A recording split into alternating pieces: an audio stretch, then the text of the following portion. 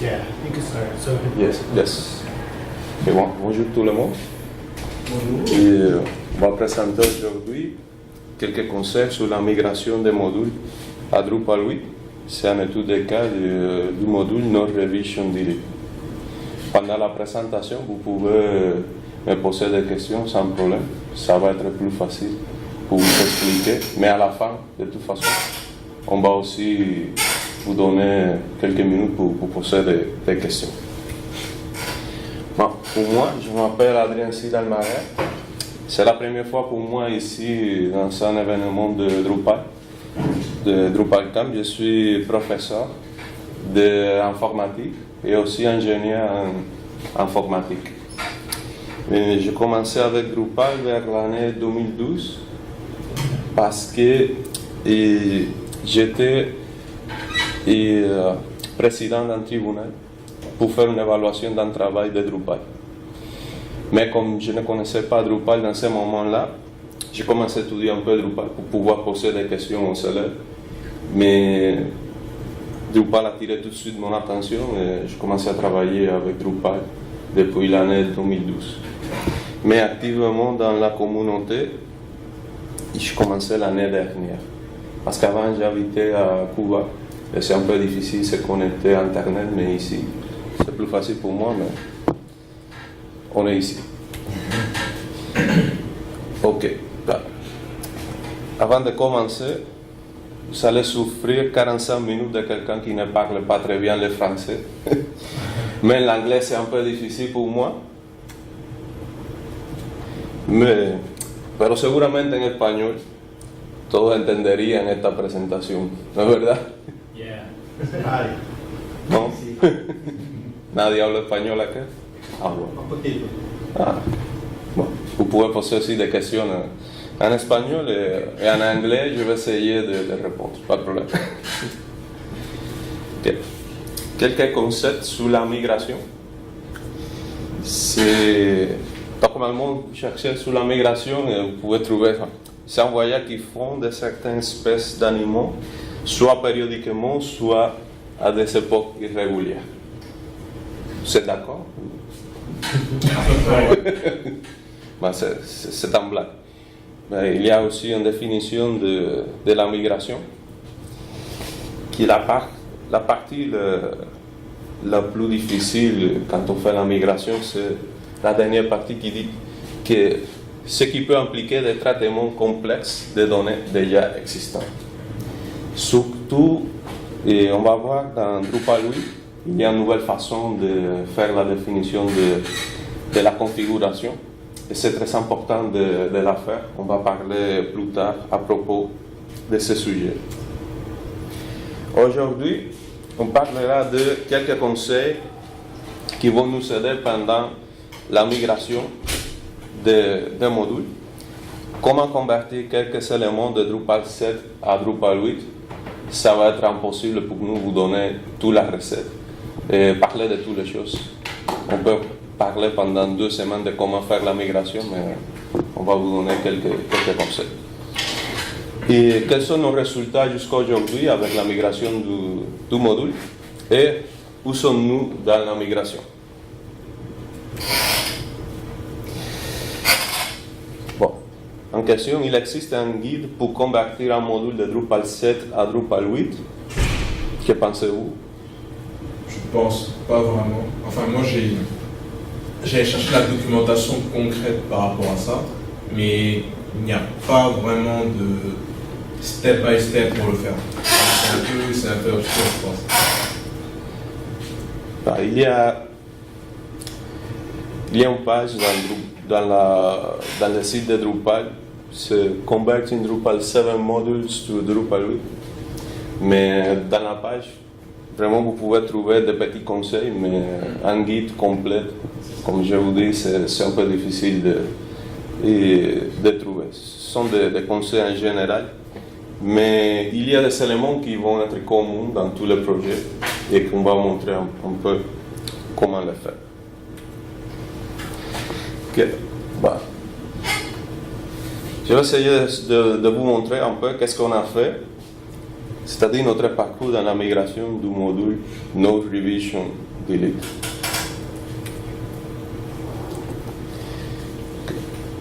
Question? Alors, je vais pouvoir migrer mon module avec les conseils que vous allez me donner ici.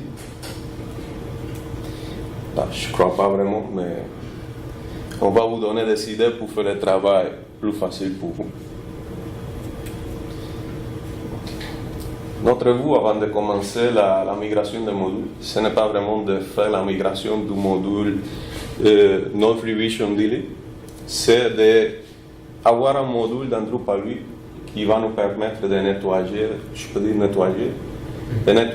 d'éliminer des révisions qui sont un peu vieilles et qui ne sont pas relevantes dans notre site de Drupal. Mais à la fin, on a décidé, on va voir pourquoi, de prendre le module Node Revision Delete. Bon, la migration c'est facile. Il y a une commande rouge. Vous le tapez et c'est tout.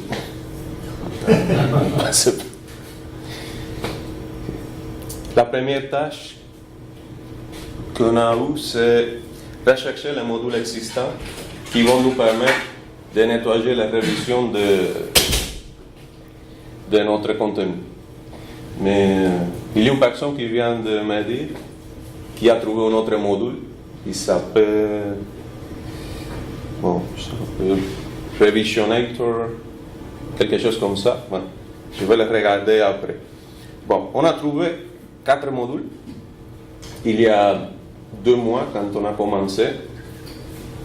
Et ici, ils sont les 4 modules classés par les modules les plus simples aux modules plus complexes. On a le module Node Revision Cleanup, qui c'est surtout, ce sont des commandes Drush qui vont nous permettre de rouler le nettoyage des révisions et faire un peu la configuration des variables.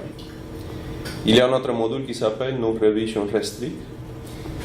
C'est un module qui a déjà une interface qui va nous permettre de faire des configurations dans le site, dans notre site, et aussi de rouler le nettoyage des révisions. Il y a le module Revision Deletion et l'autre module, le module Node Revision Delete. Pensez-vous que cette tâche c'est important et pourquoi?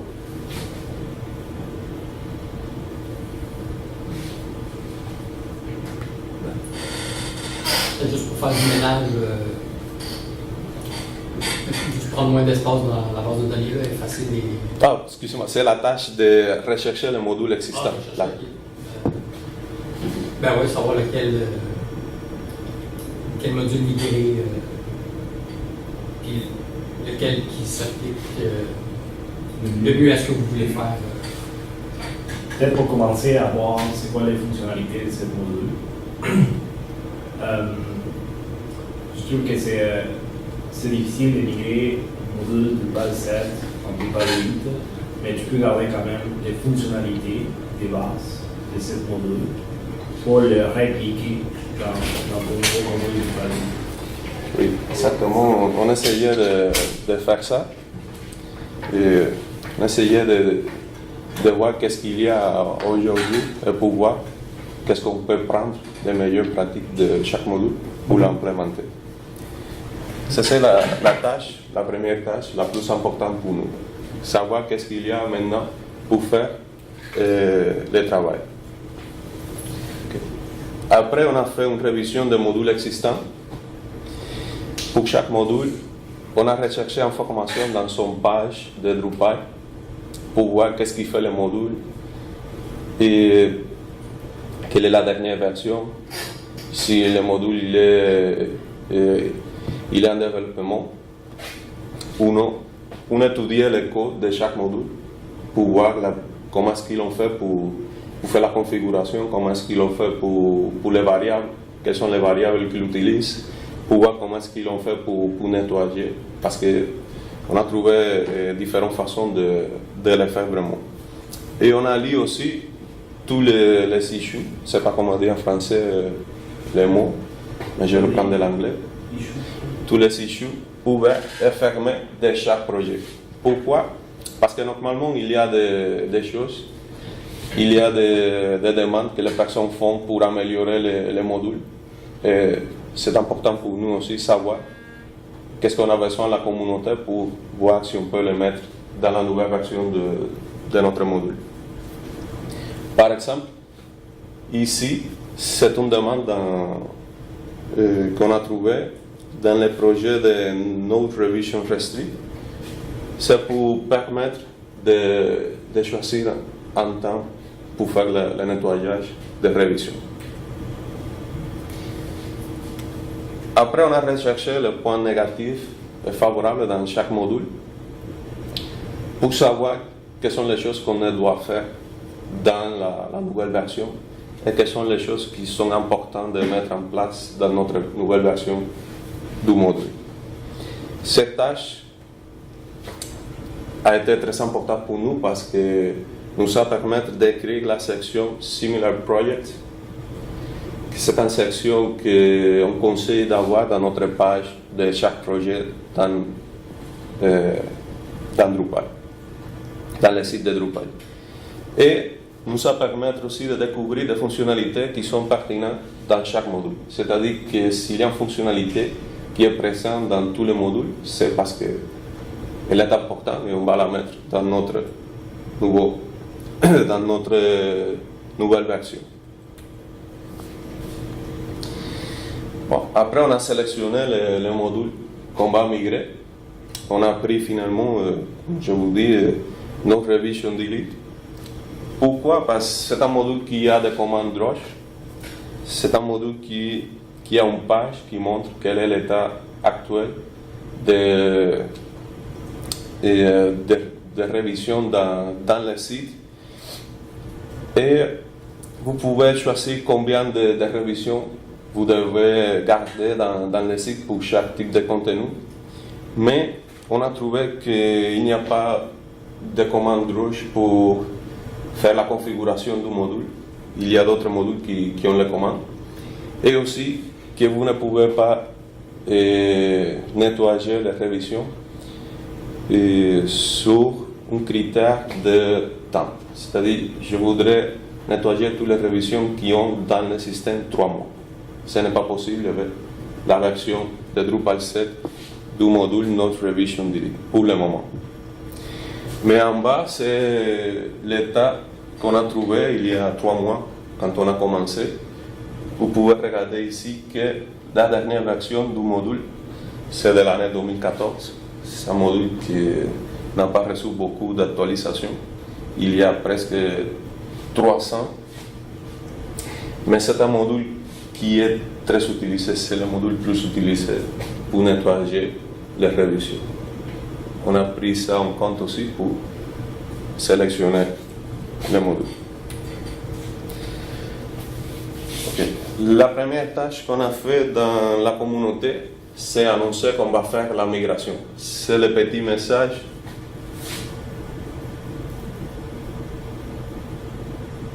que vous pouvez voir dans quelques modules qui sont en train de migrer à Drupal 8. Okay. Pour le faire, vous devrez ouvrir la niche dans le projet Contrib Tracker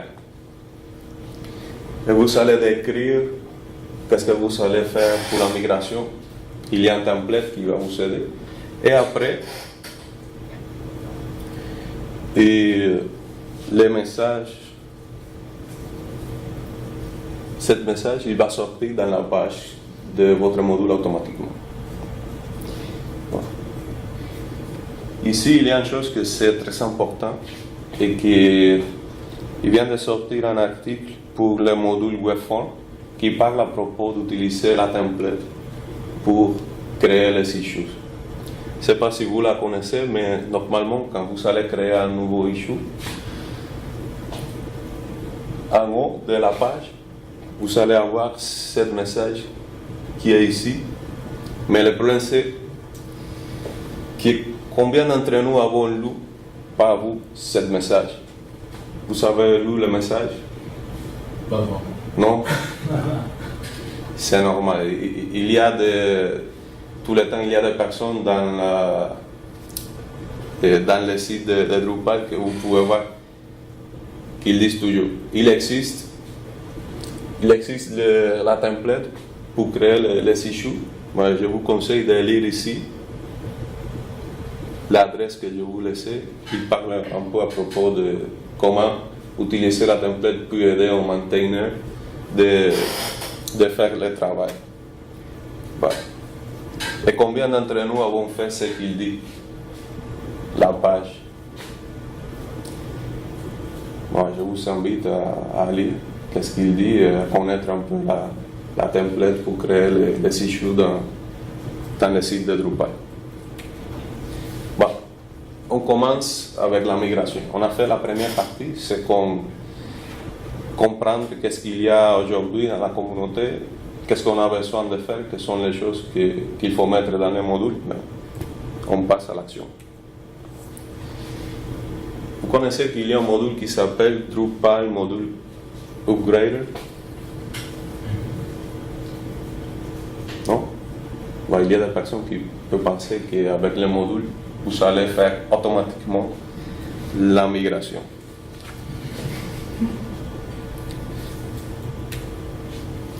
Oui, mais ce n'est pas magique. Le module, à la fin, il faut mettre le doigt pour développer un peu. Hier, j'essayais d'utiliser le module, mais dans la version de Drupal 8.3, et il donne des erreurs. Je l'ai testé, je l'ai utilisé dans la version 8.2.3. Il a fonctionné. Il fait vraiment il fait la conversion de beaucoup de choses vers la nouvelle API de Drupal. Il y a des choses qui manquent, mais il va vous aider vraiment à faire la migration. Mais à la fin, il faut développer parce que vous allez voir qu'il y a beaucoup de choses qui ont changé et on doit mettre le doigt sur le code. Le premier fichier, le plus important, c'est notre fichier, le .info dans Drupal 7. C'est maintenant dans Drupal 8 le .info.iml.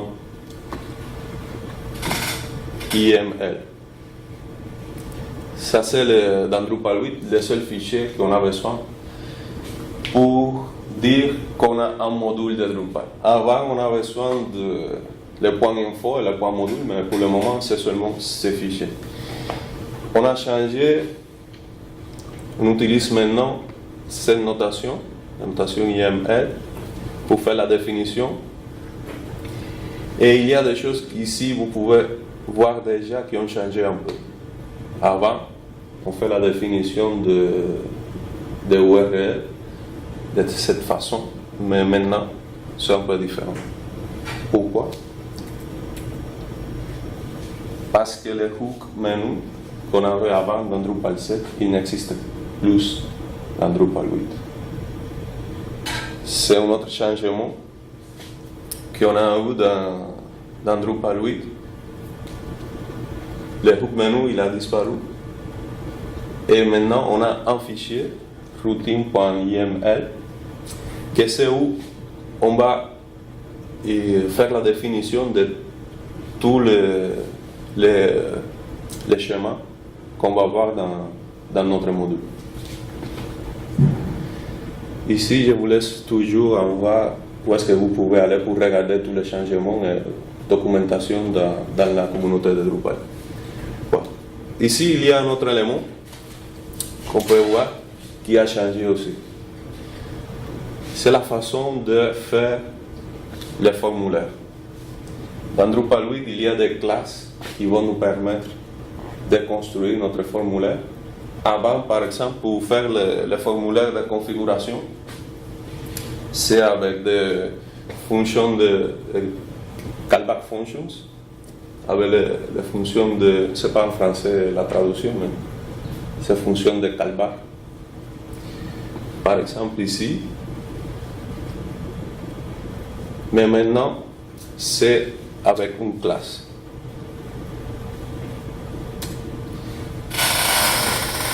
Il y a une classe qui s'appelle config form base. On doit, comment dire, hériter. On doit hériter de cette classe. On doit créer notre classe et développer la fonction pour valider les formulaires, pour faire le submit et pour construire les formulaires. Avant, c'est un peu différent. On utilisait la fonction de callback. Maintenant, ça a changé.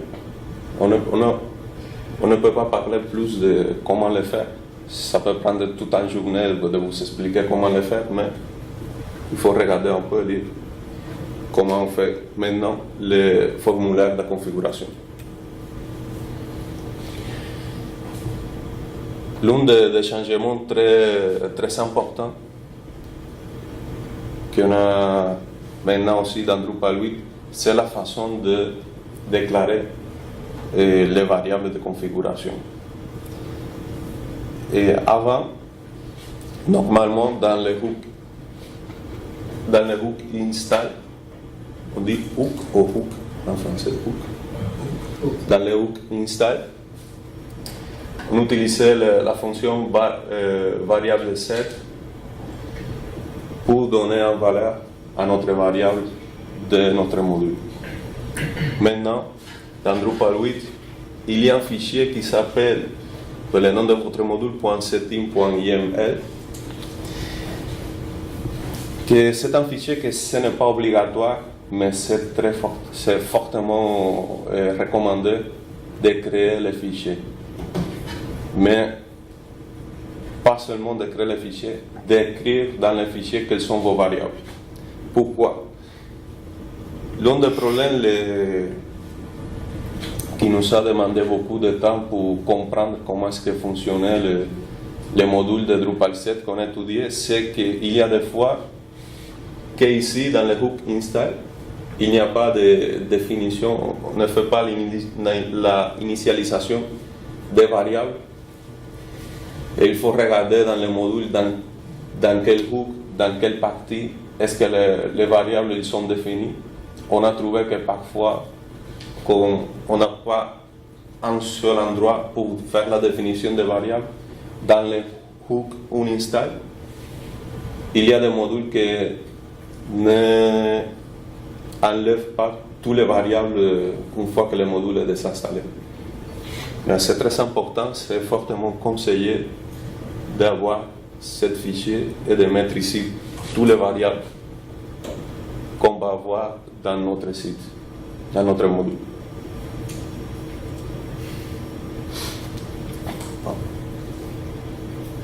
Il y a un nouvel fichier qui vient aussi dans Drupal 8, c'est le fichier le schema.yml. C'est le fichier qui va décrire notre variable. Ce n'est pas facile d'imaginer la structure d'une variable parfois. Par exemple, la variable no revision delete track, cette variable c'est un array, mais ici on n'a pas rien une fois qu'on fait l'installation, on n'a pas rien dans la variable. Mais ici on a la description. Comment vous pouvez savoir qu'est-ce qu'il y a dans la variable si on ne fournit pas le fichier schéma? Vous devez commencer à étudier les codes pour voir qu'est-ce qu'on met dans la variable. Une autre fois, ce n'est pas obligatoire d'avoir le fichier, mais on vous conseille fortement de les mettre dans votre module. Parce qu'une nouvelle personne, un nouvel développeur qui va étudier votre module, il peut comprendre rapidement quelles sont vos variables et comment travailler avec elles.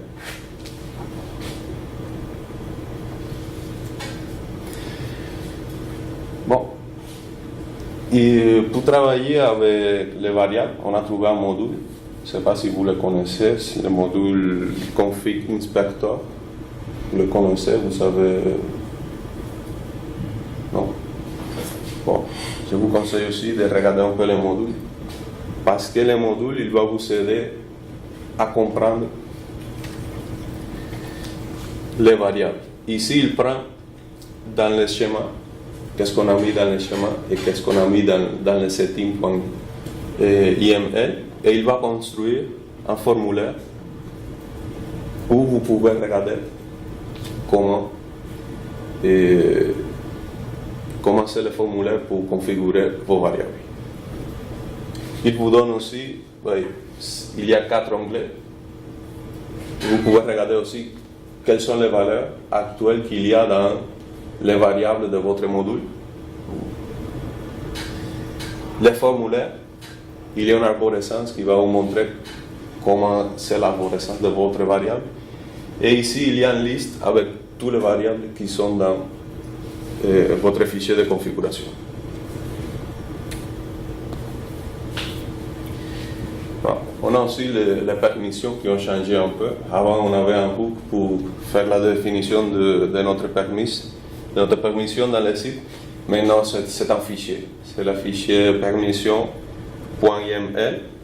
C'est très facile le fichier, très facile de faire. Et je vous laisse ici en discussion sur Stack Exchange, Drupal.stackexchange, le site du réseau Stack Overflow, qui parle un peu si c'est important ou non dans notre module créer une permission pour faire la configuration. Ça c'est un extrait de la discussion qui dit que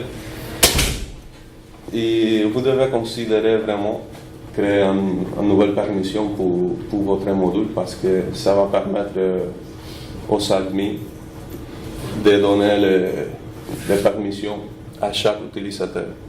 Et ça va être plus facile de travailler avec votre module.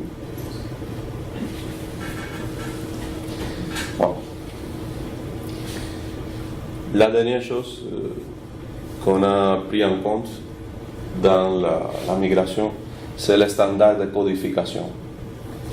C'est très important, il y a beaucoup de discussions, vous pouvez les trouver dans pratiquement tous les modules, qu'il y a des issues pour fixer un peu les standards de codification de modules. Même les corps, il y a les corps de Drupal, il y a des problèmes de codification.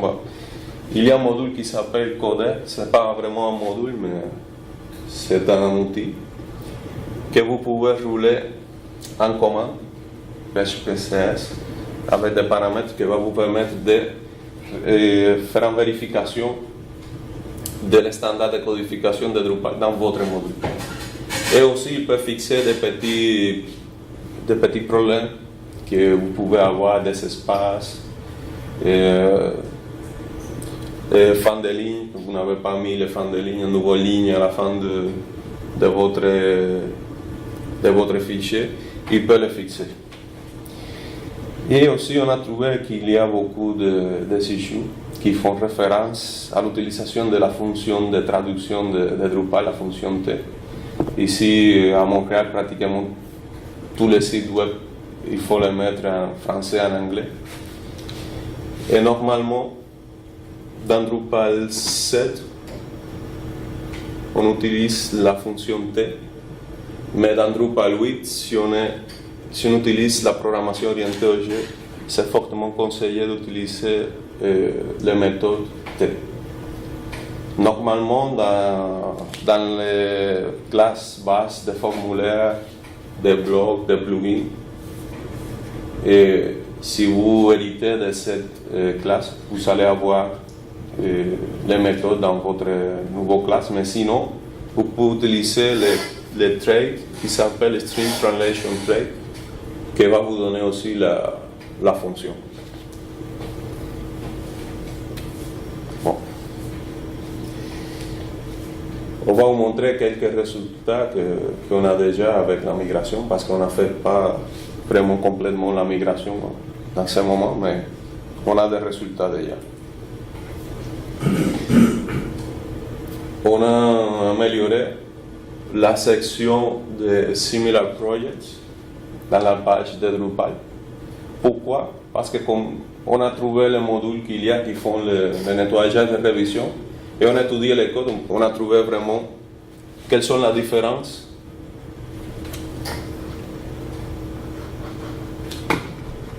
Bon, on a trouvé quelles sont les différences qu'il y a dans les modules, qu'il y a entre le module Non Revision Delete et les autres modules qu'on a trouvés. c'est une section que c'est fortement recommandé pour la communauté de mettre dans les pages de votre module.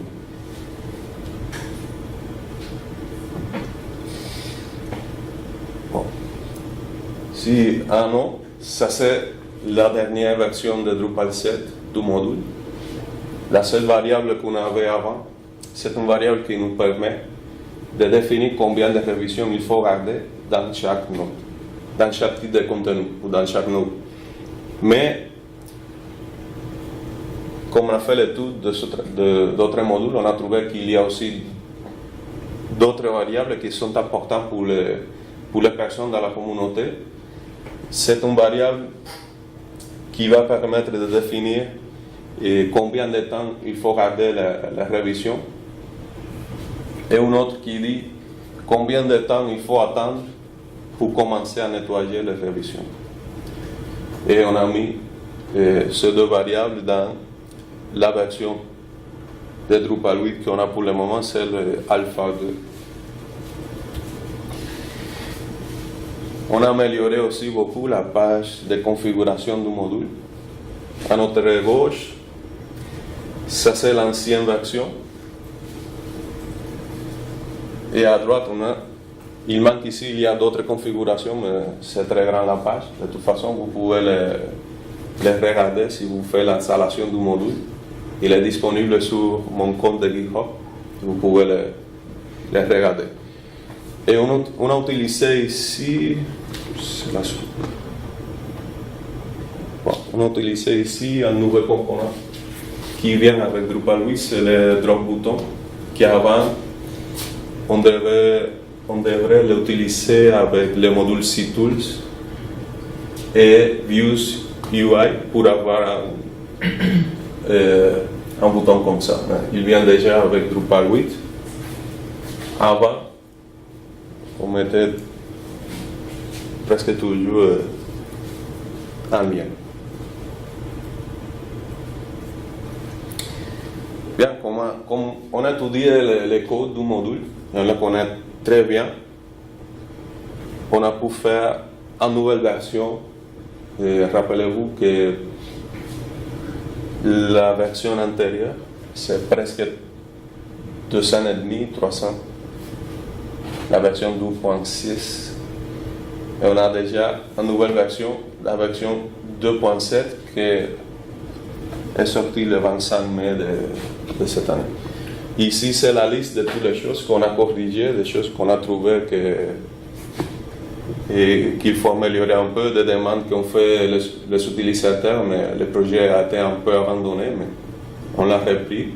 Et on a fait déjà une nouvelle version dans la branche 7 du module.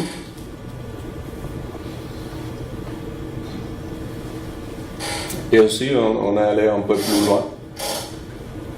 Et on a commencé à développer la version 3 du module No Revision. Delete. Pourquoi?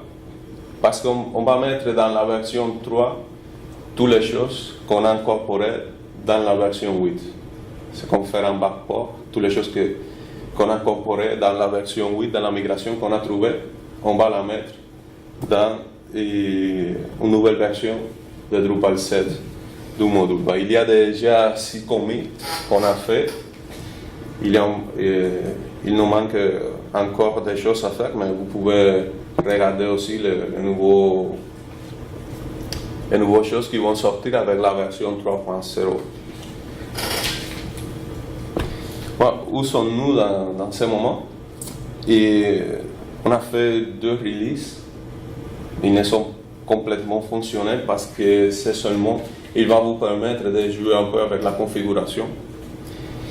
Et on a dans ce moment l'Alpha 2, mais dans la dernière version qu'on a fait, vous pouvez voir et vous pouvez faire toute la configuration du module, mais pour le moment, il ne fait pas le nettoyage.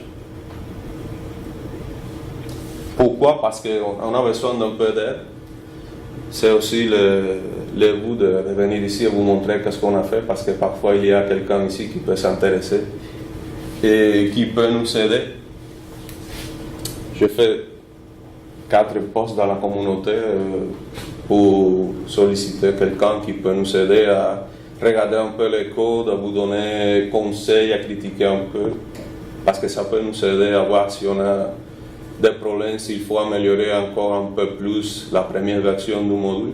C'est pour ça qu'on a resté dans la configuration, on n'a pas passé à faire le nettoyage encore, parce que parfois il manque de configurations qui sont importantes ou on a mis des erreurs dans la configuration actuelle du module. Et donc, si vous êtes intéressé, je vous invite à nous aider un peu à regarder un coup d'œil sur le projet. Et moi, c'est tout pour le moment. Merci pour votre attention.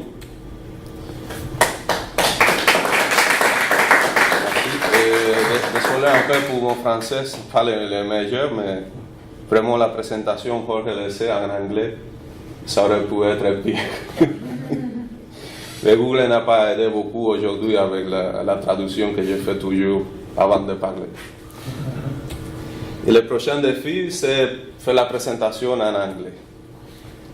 Je ne sais pas vraiment si ça va être possible, mais bon, si vous avez des questions.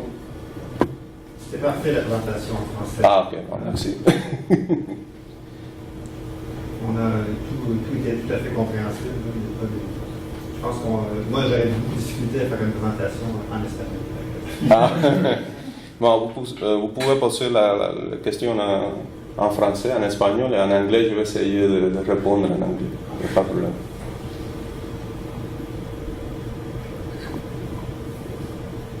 Il n'y a pas de questions? Moi j'ai une question. En fait, sur la page du module, j'ai vu qu'il y avait un lien Try Demonstration.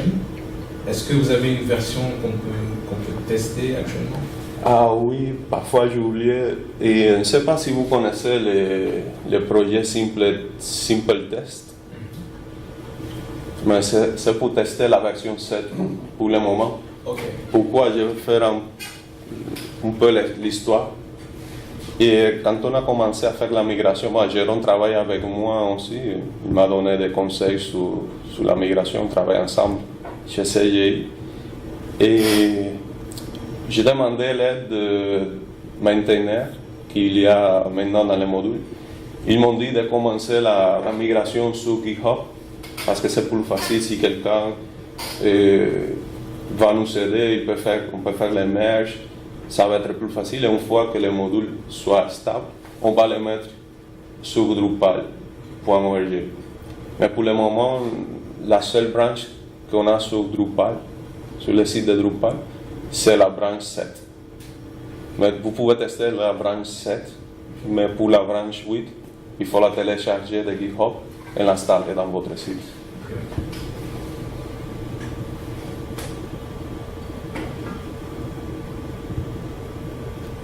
Il n'y a pas d'autres questions? C'est bon la présentation? Ok, bon, c'est bon ou vous n'avez rien compris? Ok, bon, merci. C'est tout pour aujourd'hui. Merci. Merci.